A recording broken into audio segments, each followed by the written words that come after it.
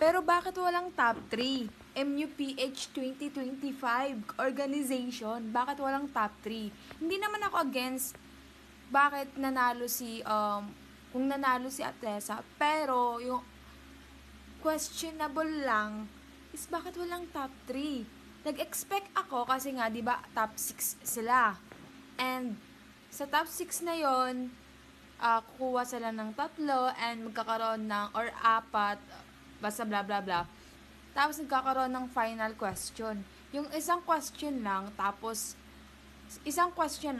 lahat sila sasagot. Pero,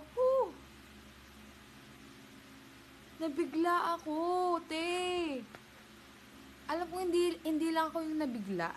At maraming tao yung nabigla. Kasi, pagbalik nung 'di ba madaming commercial. Diyos ko naman, ang daming patalastas. Tapos pagbalik, sabi ng host, yung sino yung sasabihin namin o yung sinong tatawagin namin, siya na yung Miss Universe. PH. 'Di ba?